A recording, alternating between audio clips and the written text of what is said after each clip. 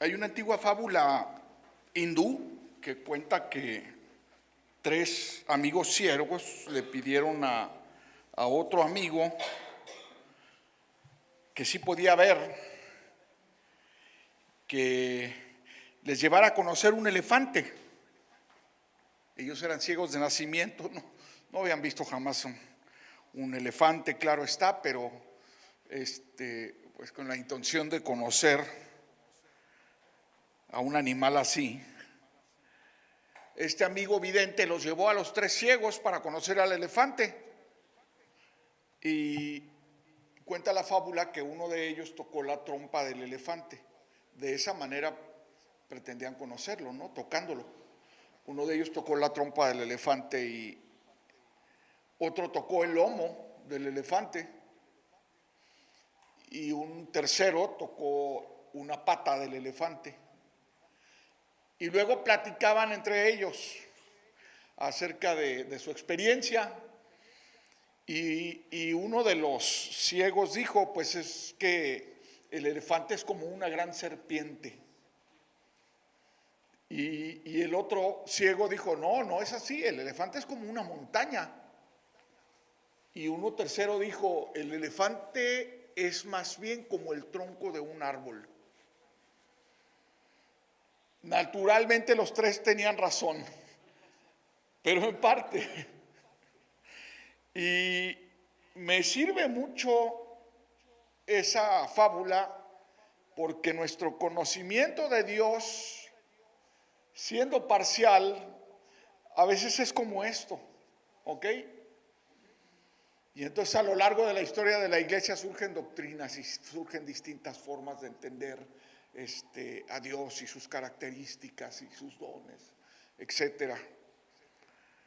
Y me parece que todos nos acercamos a la realidad desde distintos ángulos y entonces platicamos, como dice esa frase popular, esa frase coloquial, platicamos de la guerra según nos va, desde el ángulo que lo vemos.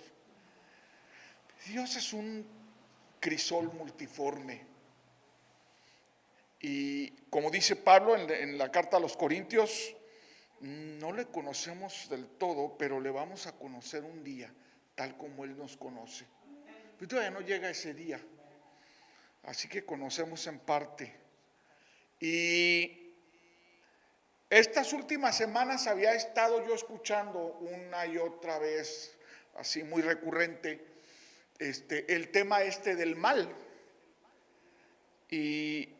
Y cómo desde cierto ángulo, desde cierta perspectiva, la gente que apenas intuye a Dios porque ni siquiera leen la palabra, ni siquiera tienen una experiencia, un encuentro personal con Dios, pero así como intuyendo las cosas desde cierto ángulo, hablan del mal, hablan de la maldad, del dolor, del sufrimiento, y es un tema que está en boga porque mucha gente está pasando por un trance así. Estamos pasando por tiempos malos. Yo personalmente tendría que decir que a pesar de las vicisitudes y todo lo demás, pues he librado bien estos tiempos malos, he librado bien el año de la peste. Dios debe querernos mucho, hermanos, porque pues estamos aquí todavía juntos, estamos compartiendo, tenemos salud, estamos vivos, tenemos un techo, tenemos que comer. Hay mucha gente que no lo está pasando tan bien. Y el tema recurrente es esa cuestión del mal. Y resulta que el día de ayer estuve en un grupo de jóvenes ahí compartiéndoles acerca de esto, porque como el tema es recurrente, a ellos les preguntaron una y otra vez por ahí, y luego me pasaron a mí esa preocupación y me dijo, hermano, ¿por qué no nos comparte acerca de eso, del problema del mal? Lo resumieron en una pregunta que yo creo que mucha gente se hace hoy, que esa misma pregunta. ¿Por qué Dios permite el mal? ¿Por qué Dios permite el mal? ¿Okay? Si Dios existe, ¿por qué deja que sufra la gente? ¿Por qué permite las enfermedades? ¿Por qué deja que exista el hambre en el mundo, las guerras, el sufrimiento? Pues esa es una pregunta que lógicamente va a aparecer allí, dados los tiempos que vivimos y las situaciones por las que estamos pasando. Desde luego que la gente se pregunta cosas así, claro. La gente, los que conocemos a Cristo y tenemos un encuentro personal con Él, sabemos que nosotros sí somos hijos de Dios. Pero la gente en su conciencia popular, en su doctrina popular, cree que todos por ser humanos son hijos de Dios. ¿No es cierto? Así que la gente dice luego por ahí, a ver si somos hijos de Dios y Jesucristo vino a decirnos que nos ama, entonces ¿por qué sufren tantas personas en el mundo? Ahí se pregunta la gente esta clase de cosas. Y comencé hablando de esta fábula hindú porque eso es una cuestión de perspectivas nada más. ¿Ok? Yo quisiera, y bueno, en esa cuestión de perspectivas, fíjense que a veces me han pedido que comparta y dicen, ¿por qué no compartes algo para animar a los hermanos? Algo así un poco como de corte humanista, pues que les llegue, que les aliente. Y una vez que me dijeron eso, pues yo le dije ayer, hermano, oh, hermano, pues yo comparto la Biblia, ¿eh? Si me aguantan con eso, pues adelante, ¿eh? Pero si no se puede así, bueno, pues ni modo, no estamos de acuerdo, ¿eh? Pero pues, lo que yo hago es compartir la Biblia, el consejo de la Biblia. Y luego hablando por teléfono con mi hijo, el que vive en Alemania, y hablábamos de esa cuestión de la interpretación de la Biblia y todo, lo está estudiando en un seminario por extensión.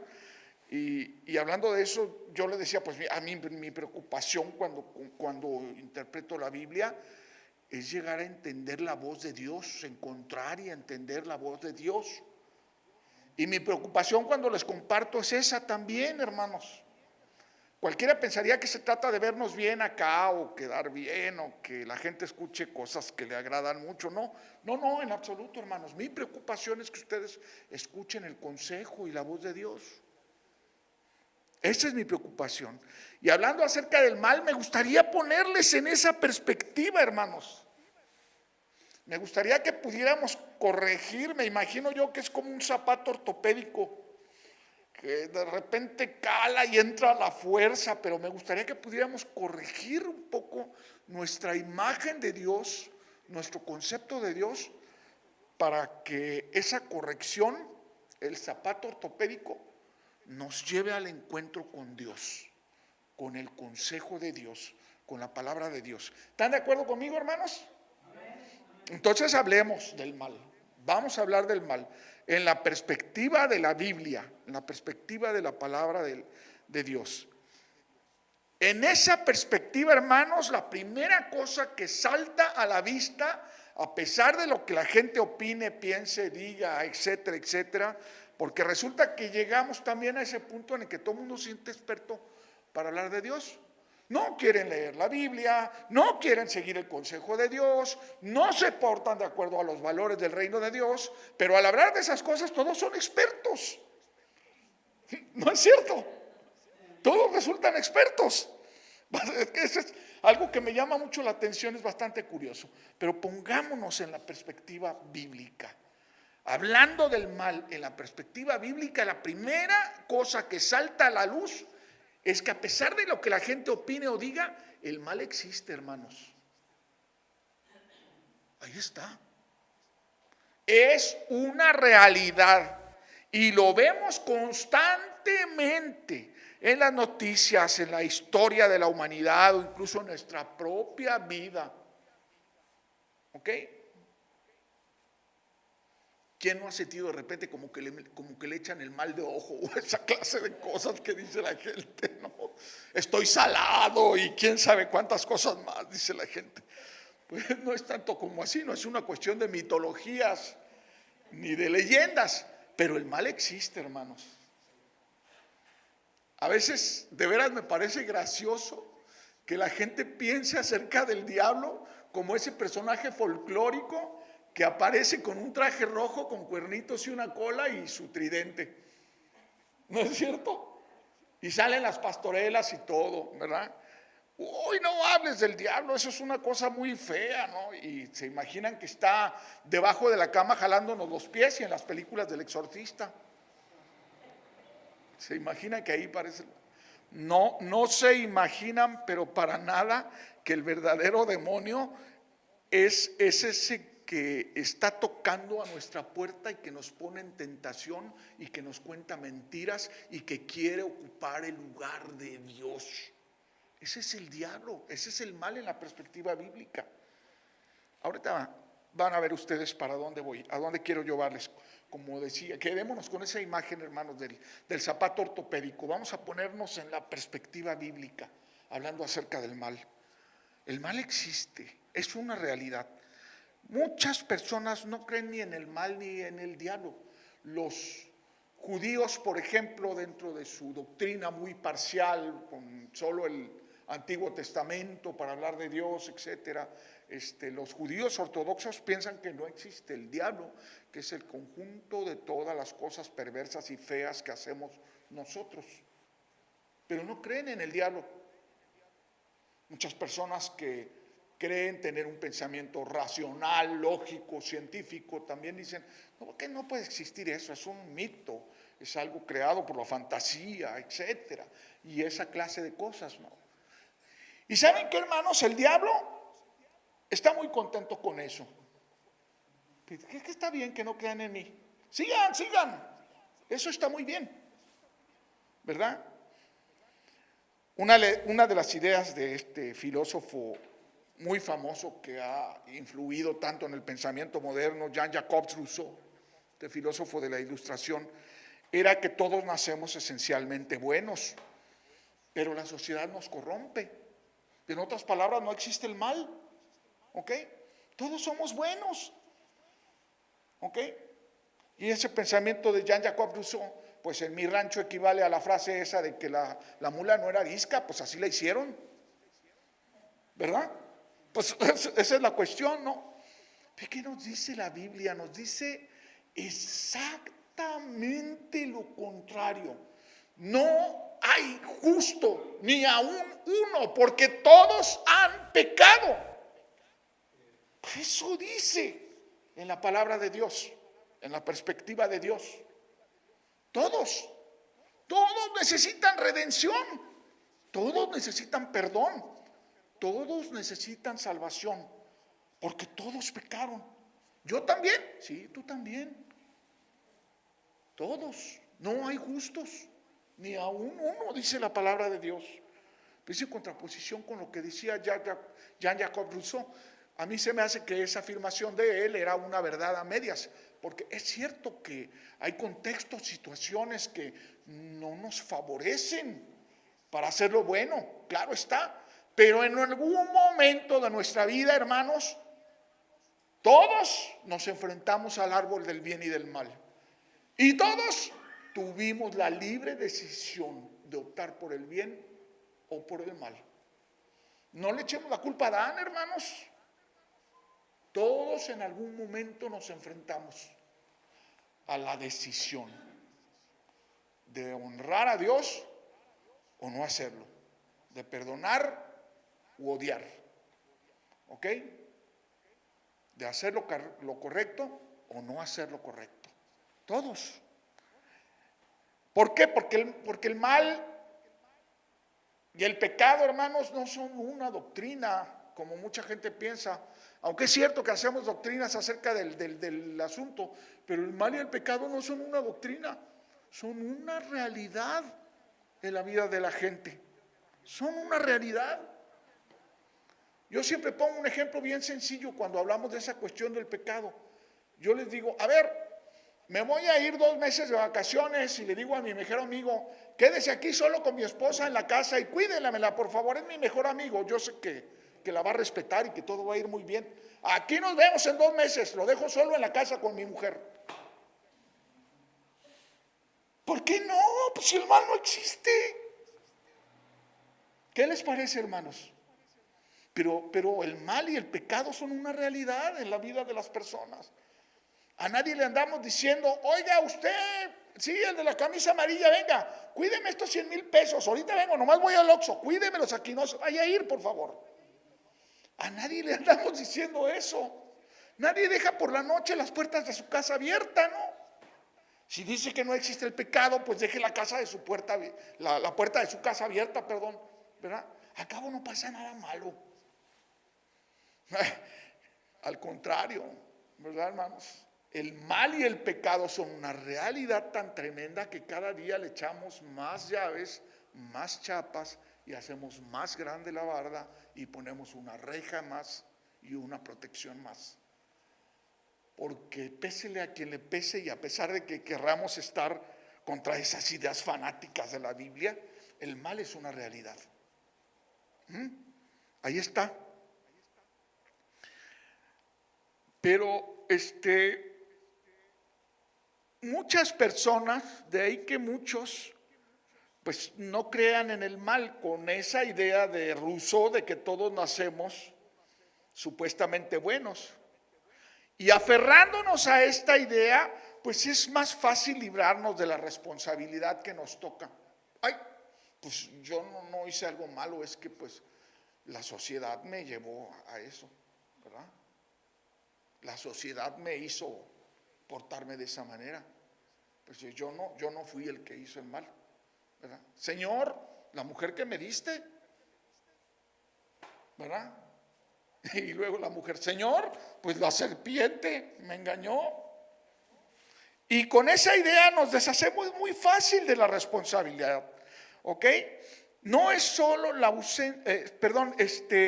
de la responsabilidad por lo malo que hacemos. Y de paso, pues borramos el sentimiento de culpa. Y de un plumazo de una vez, borramos el concepto de pecado, ¿verdad? Pero el mal es una realidad, aunque lo estemos negando. El mal existe, es real. Y cuentan que en una ocasión Albert Einstein, este científico tan renombrado, que el ganador del premio Nobel, ¿okay? Del descubridor de la energía atómica, etcétera, un gran matemático, Albert Einstein. Y bueno, la verdad es que no sabemos si es como una leyenda urbana o si realmente ocurrió esto que voy a contarles, pero ahí está, mucha gente habla de ello y por lo menos nos dice una cosa, que Einstein, no sé si era cristiano, pero al menos creyente sí era, ¿ok? Dice que discutió con su profesor acerca de esa cuestión de la existencia de Dios, ¿ok? Y claro, su profesor, jactándose de ser muy racional y científico, le dice, pues ¿cómo puede haber un Dios que es perfecto y en un mundo que sufre tanto y donde hay tanto dolor? ¿Verdad? Eso no puede ser. Entonces el maestro estaba argumentando, pues entonces Dios no existe porque existe este mundo lleno de maldad y de dolor. Eso es lo que decía el maestro de Einstein. Einstein le respondió con una pregunta: ¿existe la oscuridad? Es la pregunta que yo les haría también a ustedes, hermano. Ayer les preguntaba también eso a los muchachos un poco más en tono de conversación. Les dije, ¿existe la oscuridad? Y me decían, sí, claro, sí, ¿ok? Pues fíjense que no, hermanos, la oscuridad no existe. No los estoy bromeando. La oscuridad es únicamente la ausencia de luz. Donde no hay luz, lógicamente lo que queda es oscuridad. Pero la oscuridad no existe, es solo la ausencia de luz. Y así le respondió el maestro a Einstein con este pensamiento racional. Pues no existe la oscuridad, es la ausencia de luz. ¿Y el frío? Y el maestro vuelve a responder, no, pues no, es la ausencia de calor. Donde no existe calor, pues todo se enfría y es frío, ¿ok?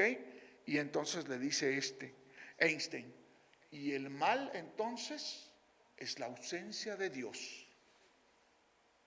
Y tiene mucha lógica lo que dice aquí Einstein, ¿eh? ¿Qué puede haber? ¿Qué más puede haber donde Dios no está?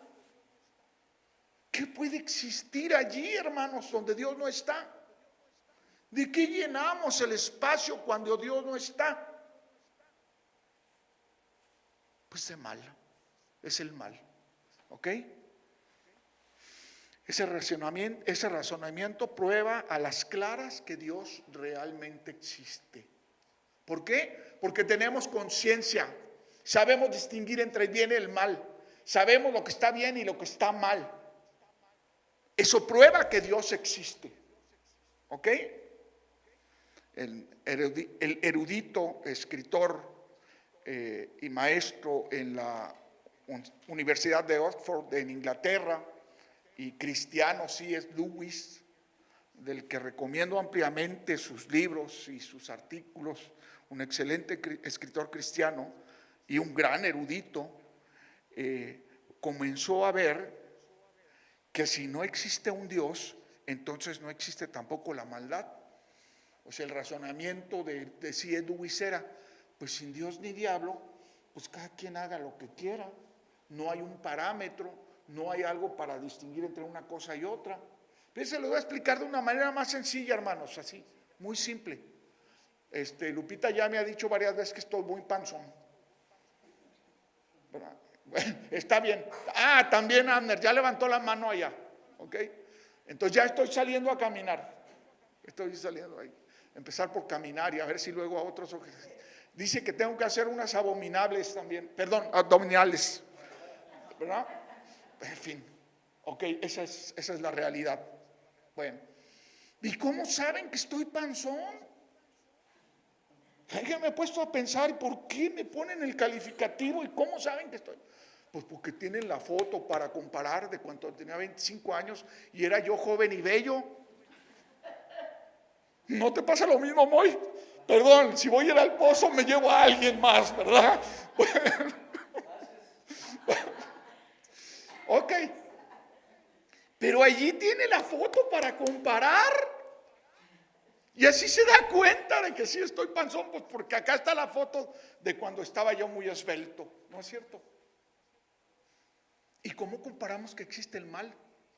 Pues porque existe el bien, hermanos. Y porque tenemos conciencia y sabemos. Me llama mucho la atención, hermanos, que en todas las legislaciones, no importa cuál, la gente se da cuenta que asesinar a otro es malo. ¿Sí o no? Los abogados que están acá, que me digan. Y lo ponen en la ley, y lo sancionan, y lo castigan. ¿Por qué? Porque acá la cabezota, sean creyentes o no, pero la cabezota en la conciencia les dice, eso es malo. Sabemos distinguir entre el bien y el mal. Dios nos hizo así, con esa conciencia. Y ese es el argumento de C.S. Lewis. Si no tuviéramos conciencia y no hubiera nada con qué comparar el bien y el mal, pues todos hagan lo que quieran, no existe regla. Yo me pregunto, ¿podríamos vivir en sociedad así? No, definitivamente no. Decía lo siguiente, C.S. Lewis, la maldad solo puede ser conocida y medida cuando hay un estándar de bondad. Apartados de Dios y de la moralidad que fluye de Él, deja de haber un estándar. Entonces deja de haber maldad, pero en nuestros corazones sabemos que no hay dudas que la maldad existe. Sobre todo cuando la maldad te la hacen a ti. Entonces dices, qué caray. Y entonces todos nos preguntamos, pues no, que no existía la maldad. La maldad es real. La conclusión de C.S. Lewis es si la maldad existe realmente es porque lo comparamos con la bondad y sabemos que existe la bondad, y eso prueba también que Dios existe. Él es el modelo, el parámetro, la medida de bondad con la que nos comparamos. ¿Ok? No sabemos si esa escena realmente ocurrió, como digo, pero sí nos prueba realmente, la escena de Einstein, ¿no? Nos prueba realmente el carácter de Dios, que es la medida de la bondad con la que comparamos y probamos que existe la maldad. Entonces, ¿de dónde viene el mal? Si existe realmente, y si ya los llevé hasta aquí con este argumento, para probar que existe el mal en realidad. ¿Y de dónde viene entonces el mal? ¿De dónde? ¿Ok? ¿Por qué Dios lo permite? Bueno, en primer lugar, el mal no proviene de Dios. Y esa es otra idea totalmente errónea, fuera de la Biblia, fuera de la horma de la doctrina sana donde nos quiere meter Dios. Es una pregunta capciosa que de repente te hacen, no sé, ¿por qué Dios permite el mal? ¿Ok? ¿Por qué Dios lo permite? Pues la cosa es que la pregunta está mal planteada, igual que les decía ayer los muchachos. Yo leí en el WhatsApp que me mandaron del tema para compartir, y yo dije, pues está mal planteada la pregunta. Y aquí mismo se los aclaro, hermanos, Dios no permite el mal, Dios tiene que tolerarlo. Y ahorita voy a explicarlo un poquito más adelante, si me dan unos poquitos minutos más, pero Dios no permite el mal, Dios tiene que tolerar, tiene que bregar con el mal, tiene que andar con eso. ¿Ok? Y ahorita voy a explicarlo, como digo. En primer lugar, pues, el mal no proviene de Dios. No deberíamos pensar en eso. Luego, con nuestra mente humana decimos, si ocurre lo malo es porque Dios lo permitió.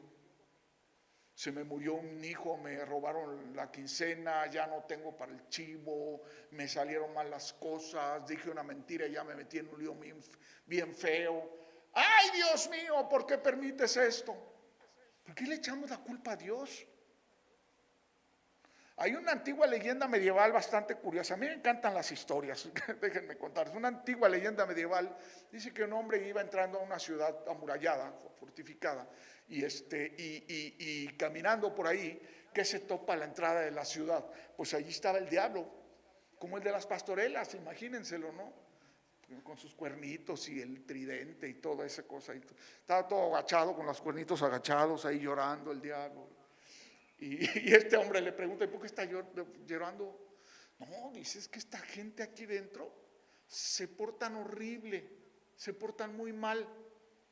Y luego de que hacen todo su montón de vagancias, pues andan echando la culpa, que odioso el diablo. ¿Por qué me echan la culpa a mí de lo que hacen?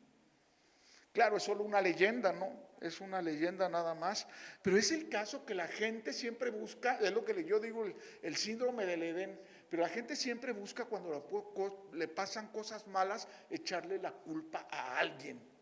Alguien debe ser el culpable.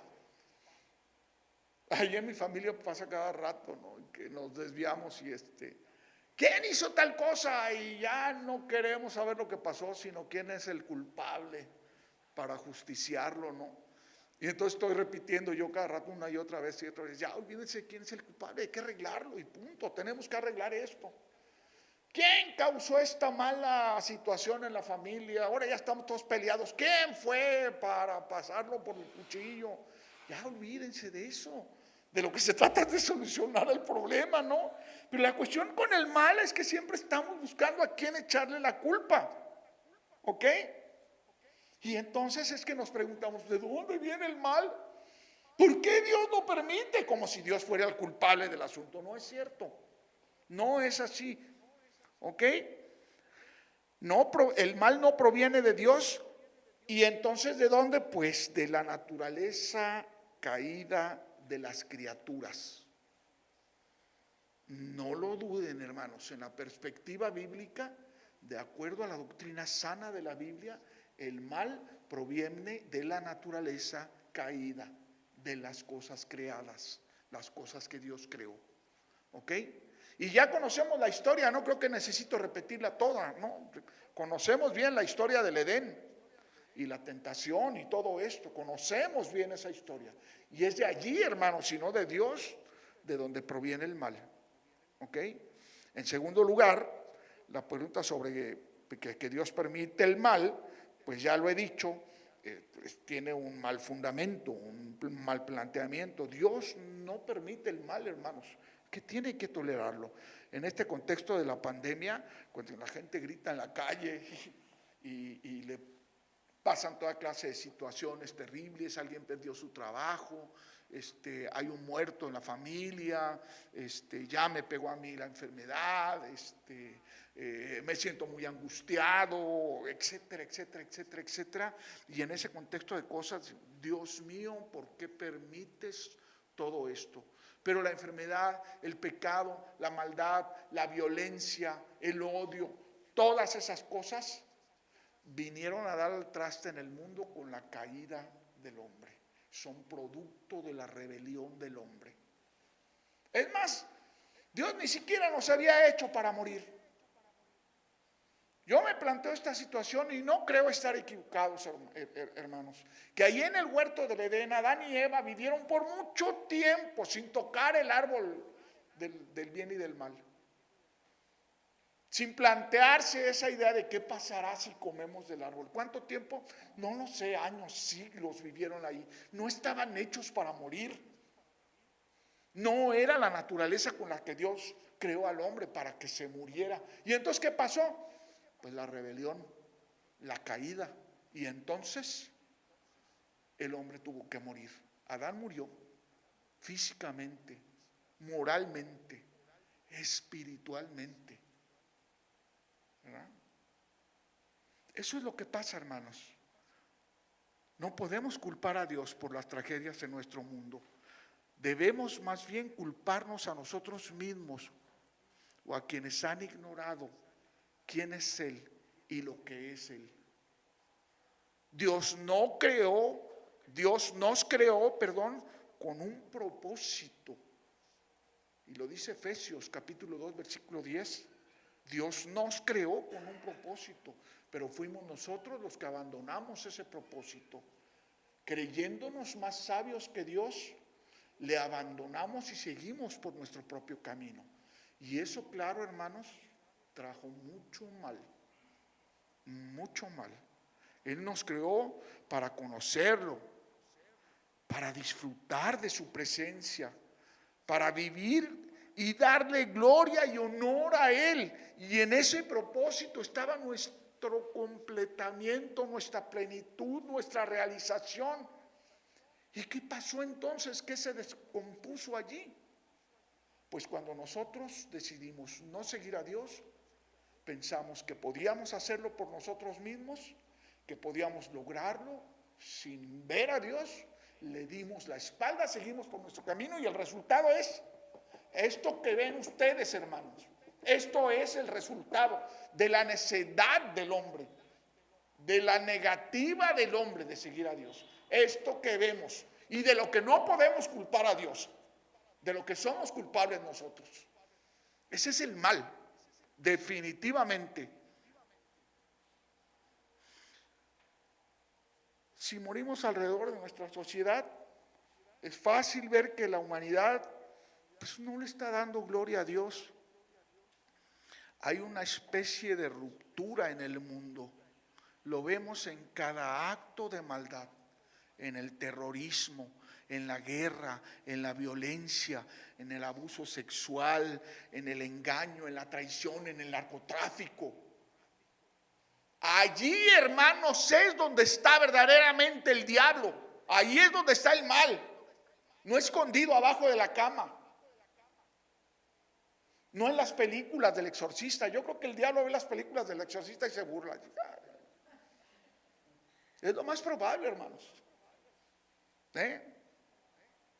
La explicación de por qué Dios tolera el mal, que es a donde quería llegar, tiene que ver con las características humanas de ser libres, hermanos. ¿Por qué Dios tiene que tolerar el mal?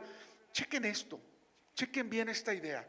Dios creó al hombre a su imagen, ¿no es cierto? Y lo estableció en amistad con él.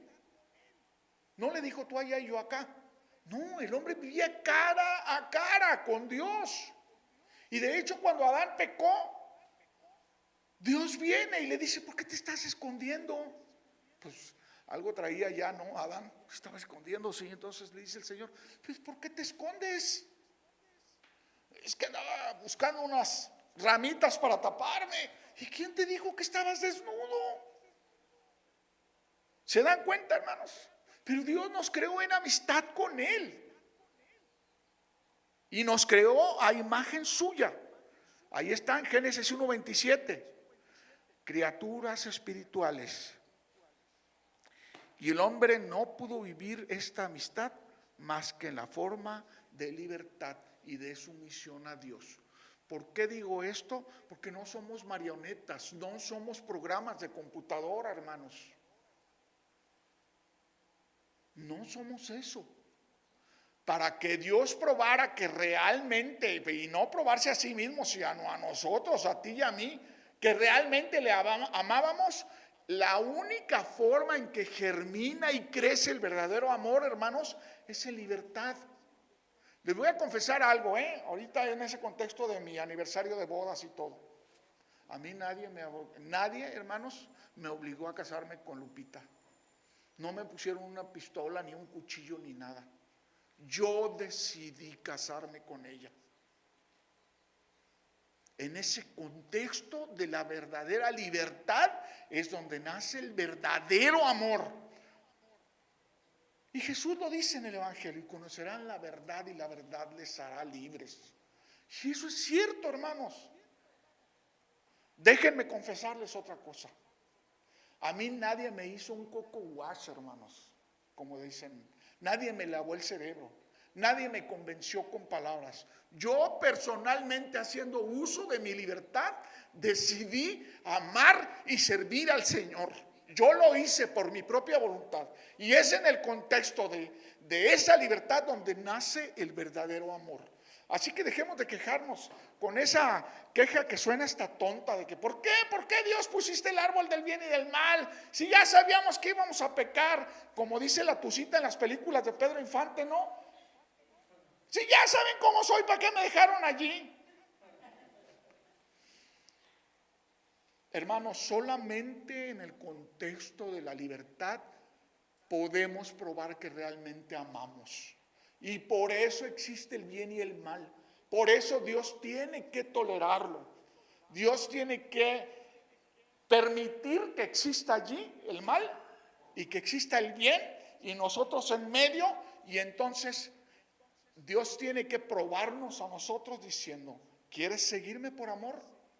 Y créanme que Dios es un caballero. No anda obligando a nadie. Yo de ahí aprendí una frasecita que repito mucho. Yo no llevo acarreados a ninguna parte, ni a la iglesia. Yo te voy a hablar de Dios, y si Dios te convence, vente. Vamos juntos. ¿Ok? Así es. Esa es la cuestión. Y esa es la razón de que tenga que existir el mal ahí, hermanos. El mal es un verdadero mal. Pero ¿de qué otra manera podemos probar que realmente amamos a Dios? Si no es en ese contexto de decidir con plena libertad, decidir por el bien y no por el mal.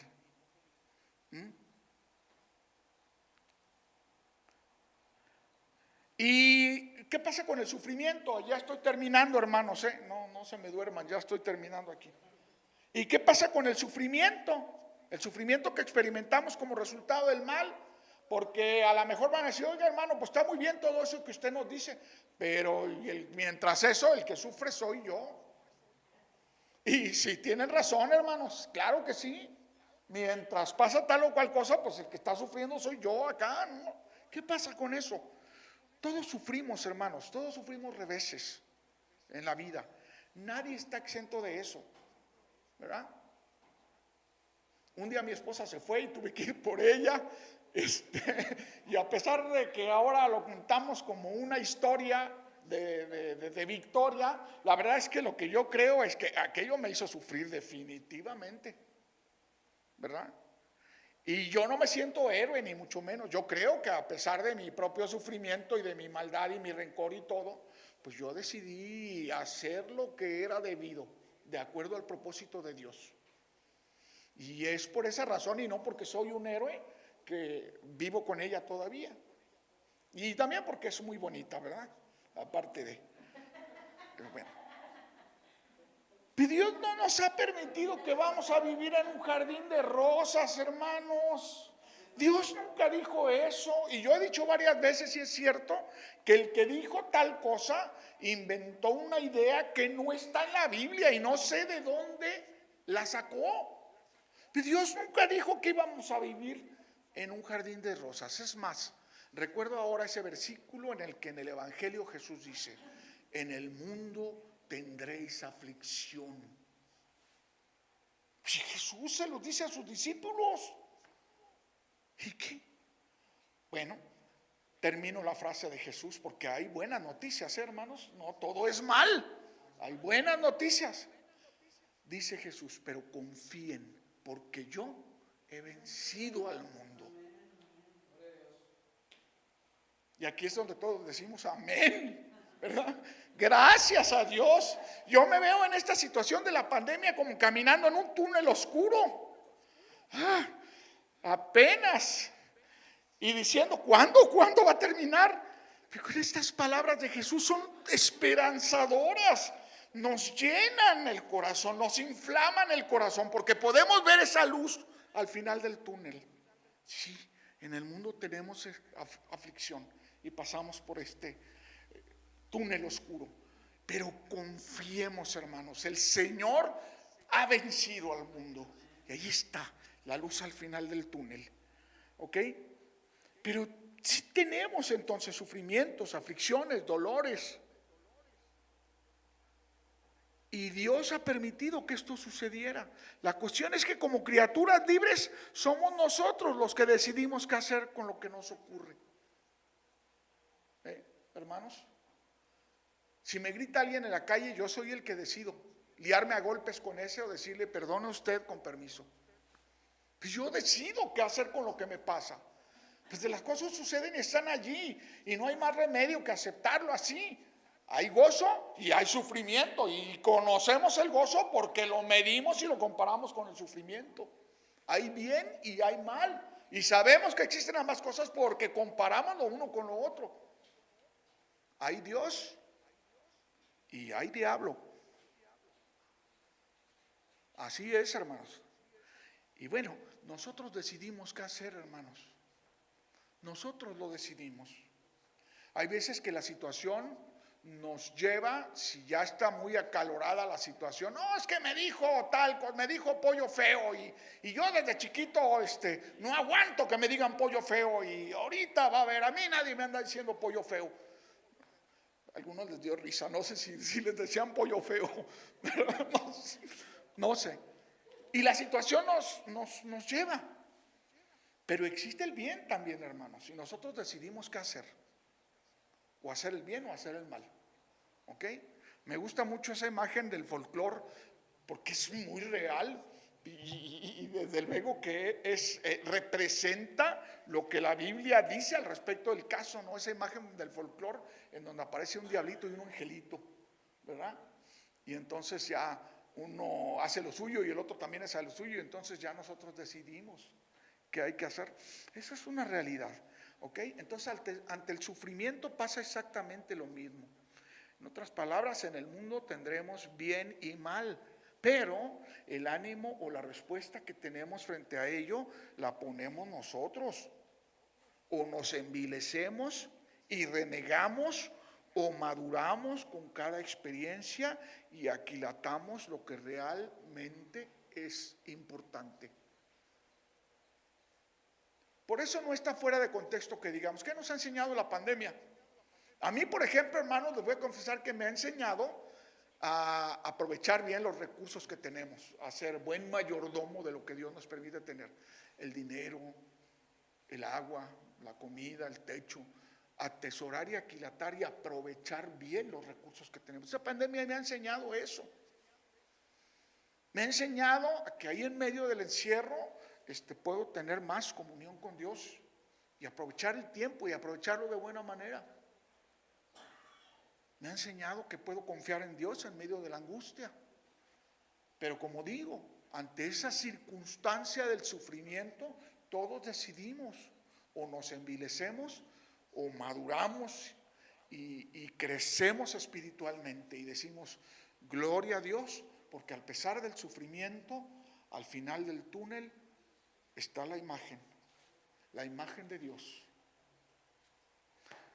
No hay que olvidar que los cristianos tenemos esta fe y creemos que estamos de paso en el mundo, hermanos. Que este mundo con todas sus pandemias, sufrimientos y dolores es apenas un paso nada más. Por eso la muerte, pues no puede significar lo mismo para nosotros que para los que no conocen a Dios. Para los que no creen en Dios, los que no quieren creer en el mal y en Dios, el sufrimiento no tiene ningún sentido, hermanos. Y eso los contraría más, eso los hace sentirse más angustiados. ¿Por qué estoy sufriendo tanto esto? No tiene ningún sentido. Pero para los que creemos en Dios, el sufrimiento, hermanos, es como cuando alguien viene y nos toca por la espalda y nos da una palmada. Es como si Dios viniera y nos diera una palmada. Para eso sirve el sufrimiento, hermanos. Que Dios viene y nos dice: hey, no te olvides, aquí estoy. Soy Dios, soy creador, soy tu Salvador. Y entonces volteamos y decimos: Señor, sáname, cura mi sufrimiento. ¿Y saben qué, hermanos? Tenemos un Salvador. He leído una y otra vez esa imagen en las confesiones de San Agustín, en donde él cuenta que va caminando en una especie de sueño, una cosa así, va caminando por la playa. Y entonces, ahora lo han usado para esas frases humanistas y todo eso, pero está allí. Y entonces, reflexionando acerca de Dios, San Agustín dice que va caminando por la playa y que ve dos pares de huellas que simbolizan el caminar suyo y el de Dios junto a él. Pues luego se queja a San Agustín y dice: pero cuando tuve más sufrimiento, más dolor, tuve más pesar en la vida, vi solo un par de huellas. ¿Por qué, Señor? ¿Por qué te alejaste de mí? Y luego el Señor le responde: nunca me alejé de ti. Mis par de huellas que veías eran las mías, porque yo iba cargándote. Esa es la realidad. Esta es la realidad a la que nos lleva la Biblia, la doctrina sana que tenemos acerca del mal y su consecuencia, que es el sufrimiento, ¿no?, que viene aparejado allí. Pues es la realidad.